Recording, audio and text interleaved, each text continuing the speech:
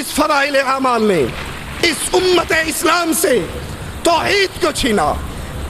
رسولوں کی حاجت نہیں، حدیثوں کی حاجت نہیں، قرآن کی حاجت نہیں، اب ڈائریکٹ ان مولویوں کی، ان صوفیوں کی اللہ سے ملاقات ہوتی ہے، وہ اللہ سے ساری باتیں پوچھ کے بتا دیتے ہیں۔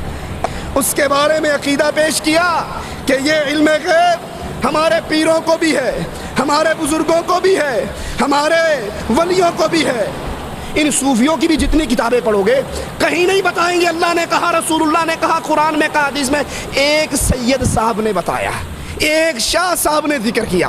چاہتے ہو ہدایت مل جائے، چاہتے ہو امن مل جائے، اس کتاب اللہ کو سینے سے لگاؤ، اللہ کی توحید کو سمجھو، اللہ کی توحید کے اندر کسی اور کو شریک نہ کرو، شرک سے تم بچ جاؤ، ہدایت بھی عطا ہو جائے گی اور آخرت میں نجات بھی مل جائے گی۔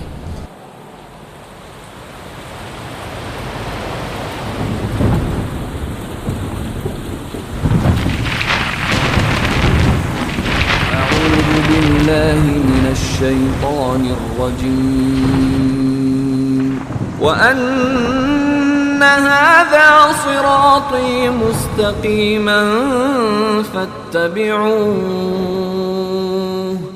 فاتبعوه ولا تتبعوا السبل فتفرق بكم عن سبيله ذلكم وصاكم به لعلكم تتقون۔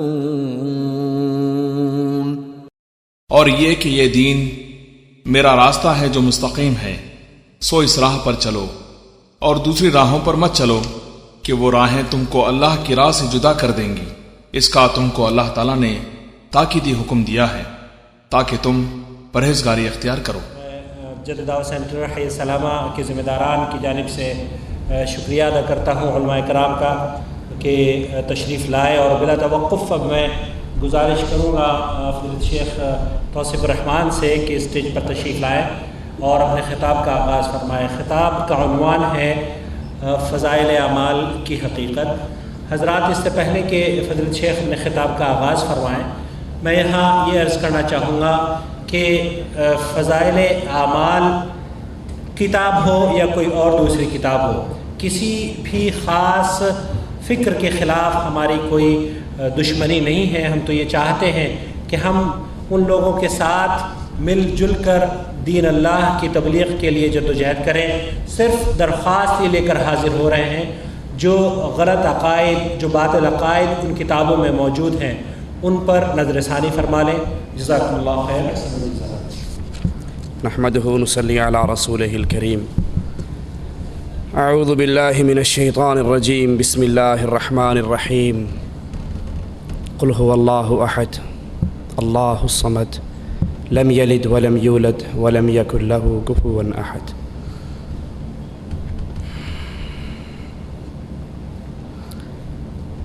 کسی مریض کے دل کا آپریشن ڈاکٹر تجویز کر دیں کہ اس کی بقا کے لیے بائی پاس کرنا بڑا ضروری ہے، اور وہ کسی سرجن کی تلاش کی بجائے کسی حلاق کے پاس چلا جائے، نائی کے پاس چلا جائے، اور وہ نائی اپنے اسروں سے چیر پھاڑ کے رکھ دے، اس کی ہلاکت کی یقینی میں اب کوئی شک نہیں رہے گا۔ کچھ ایسا ہی حال امت اسلام کا ہے۔ امت اسلام کی ہدایت، امت اسلام کی نجات کے لیے عرش والے رب نے اپنے کلام کو اتارا۔ جو اس کلام کو لے کر آیا وہ فرشتوں کا سردار، جس رات میں آیا وہ راتوں کی سردار، جس ماہ میں آیا وہ مہینوں کا سردار، جس رسول پہ آیا وہ رسولوں کا سردار صلی اللہ علیہ وسلم۔ لیکن افسوس، جو قرآن ہمیں ہدایت کی راہ دکھاتا ہے، جو قرآن ہمارا تعلق اپنے الہ سے جوڑتا ہے، ہم نے اللہ کی اس ہدایت والی کتاب کو چھوڑا، اپنا تعلق لوگوں کی لکھی ہوئی کتابوں سے جوڑا، اللہ کے کلام کو چھوڑا، رب کی کتاب کو چھوڑا۔ کبھی کسی مولوی کی کتاب کو سینے سے لگا لیا، کبھی کسی مولوی کی کتاب کو سینے سے لگا لیا۔ اور برا ہو ان علماء سو کا جنہوں نے عامت الناس کو یہ بات سمجھائی کہ قرآن سیکھنے اور سمجھنے کے لیے 18 علوم کی ضرورت ہے، ان علوم کو سیکھے بغیر تم کتاب اللہ کو نہیں سمجھ سکتے، اب جو حضرت نے لکھ کر دے دیا ہے اس کو سینے سے لگا لو۔ جب اس امت نے کتاب اللہ کو چھوڑ کر کہیں بہشتی زیور کو تھاما، کہیں فضائل اعمال کو تھاما، کہیں ملفوظات احمد رضا کو تھاما، تو پھر نتیجہ کیا نکلا؟ یہ امت بربادی کی طرف بڑھتی ہی گئی اور اس امت پر ذلت اللہ نے واجب کر کے رکھ دی۔ کہیں کسی کونے میں ذلیل، کہیں کسی کونے میں ذلیل۔ اور ذلت کی وجہ کیا ہے؟ الذین آمنوا ولم يلبسوا ایمانہم بظلم اولئک لہم الامن وہم مہتدون۔ چاہتے ہو ہدایت مل جائے، چاہتے ہو امن مل جائے، اس کتاب اللہ کو سینے سے لگاؤ، اللہ کی توحید کو سمجھو، اللہ کی توحید کے اندر کسی اور کو شریک نہ کرو، شرک سے تم بچ جاؤ، ہدایت بھی عطا ہو جائے گی اور آخرت میں نجات بھی مل جائے گی۔ لیکن جب ہم نے اس کتاب اللہ کو چھوڑا تو پھر ہمارے اوپر ہلاکتوں کے دروازے کھلے۔ فضائل اعمال نے اس امت کو کیا دیا؟ سب سے بڑی تباہی اس امت پر فضائل اعمال کے ذریعے اللہ کی خالص سچی اور سچی توحید، وہ توحید جس کو پھیلانے کے لیے کبھی تو آقا کا ماتھا پھٹا، وہ توحید جس کو پھیلانے کے لیے کبھی آقا کے دانت ٹوٹے، وہ توحید جس کو پھیلانے کے لیے کبھی آقا کے گلے میں کپڑے ڈال کر بل دیے گئے، وہ توحید جس کو پھیلانے کے لیے کبھی طائف کے میدان میں محمد رسول اللہ صلی اللہ علیہ وسلم کے سر اقدس سے خون نکلا، جوتیوں میں آیا، زمین پہ گرے، آنکھیں کھولی، فرشتوں نے کہا آقا اجازت دے دو ان پہاڑوں کو اٹھائیں اور اہل طائف میں گرا دیں۔ کہا نہیں، ان اہل طائف پہ پہاڑوں کو نہ گراؤ، انہوں نے مجھے مارا ہے، مجھے اللہ سے امید ہے ان کی پشتوں سے نکلنے والے ضرور لا الہ الا اللہ کا اقرار کرتے رہیں گے۔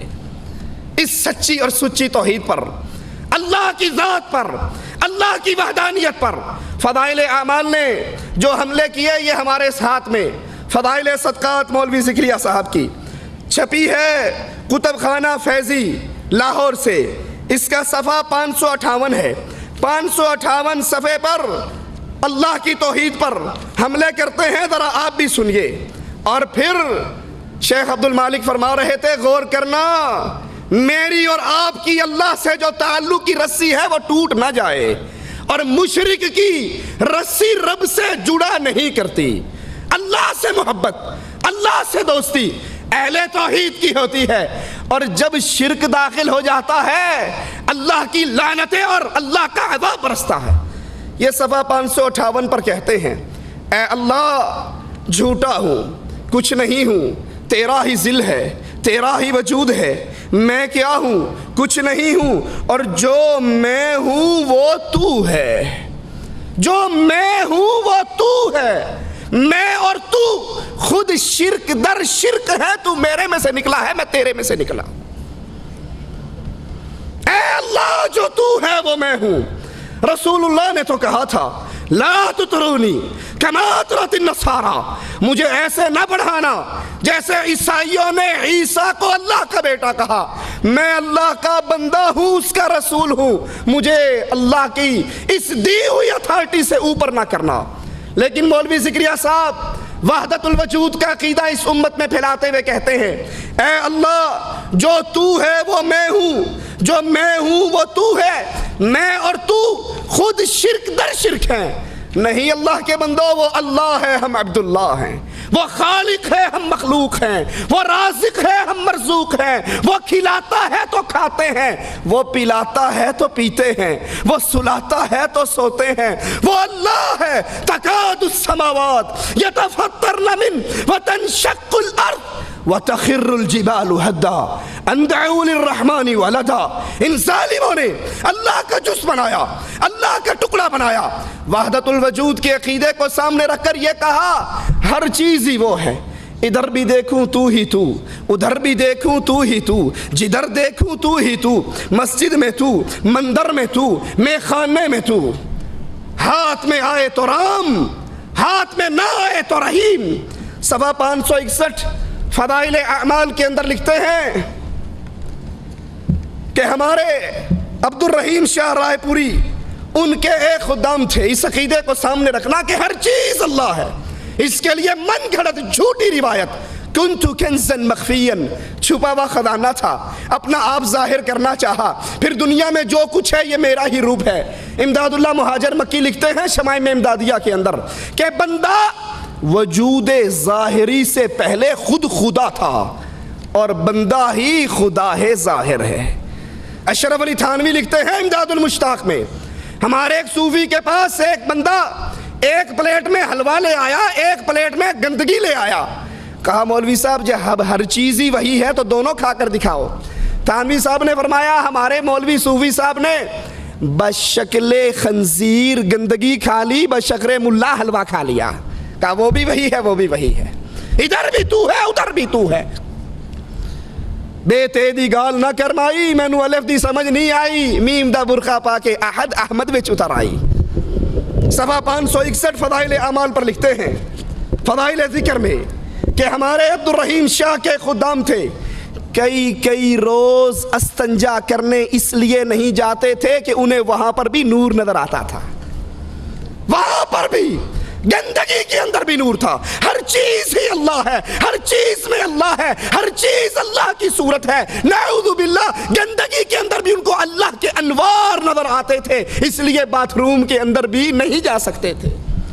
یہ کفر، یہ شرک، یہ کفر و شرک تو آپ کو یہودیوں کے گھر سے بھی نہیں ملے گا، یہ کفر تو شیعوں کے گھر سے ملے گا، جنہوں نے کہا تھا دما دم مسکل اندر علی کا پہلا نمبر، علی دم دم کے اندر، ہر چیز کے اندر علی، ہر چیز کے اندر علی، ہر روح کے اندر علی۔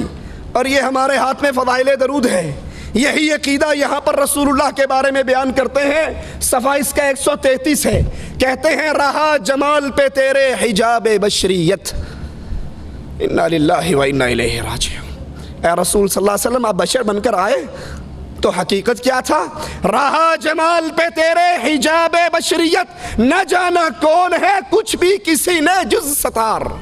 اللہ عز و جل کے علاوہ تجھے کوئی نہ پہچان سکا، تو بظاہر تو انسان کے روپ میں آیا، لیکن تو انسان نہیں تھا، تو اسی کے نور کا ٹکڑا تھا۔ ایک مولوی صاحب لکھتے ہیں تذکرہ غوثیہ کے اندر کہ اللہ کے رسول صلی اللہ علیہ وسلم نے جبرائیل سے پوچھا وہی کہاں سے لاتے ہو؟ کہا سدرۃ المنتہا پہ کھڑا ہو جاتا ہوں، وہی آ جاتی ہے، لے کر آپ کے پاس آ جاتا ہوں۔ کہا کبھی دیکھا ہے وہی دینے والا کون ہے؟ کہا کبھی ہمت پئی نہیں۔ کہا ہن جا کے کریں ویکھی کون تے بیٹھا ہے۔ یہ جبرائیل گئے، عرش پہ پہنچے، پردہ اٹھایا تو خود محمد رسول اللہ بیٹھ کر وہی کر رہے تھے۔ رہا جمال پہ، مولوی زکریا صاحب فضائل درود صفحہ 133 کتب خانہ فیضی، رہا جمال پہ حجاب بشریت، اے نبی آپ بشریت کے پردے میں آئے لیکن بشر نہیں تھے۔ یہ صفحہ 223 ہے فضائل حج کا۔ کہتے ہیں پیر جنید بغدادی بیت اللہ کا طواف کر رہے تھے، ایک لڑکی نوجوان وہ بھی ساتھ طواف کر رہی تھی۔ طواف کرتے کرتے کہنے لگی جنید اللہ کا طواف کرتے ہو یا بیت اللہ کا طواف کرتے ہو؟ کہنے لگے نہیں میں تو بیت اللہ کا طواف کرتا ہوں۔ آسمان کی طرف منہ کر کے کہتی ہے اللہ یہ کیسے پتھر دل لوگ ہیں جو پتھروں کا طواف کرتے ہیں،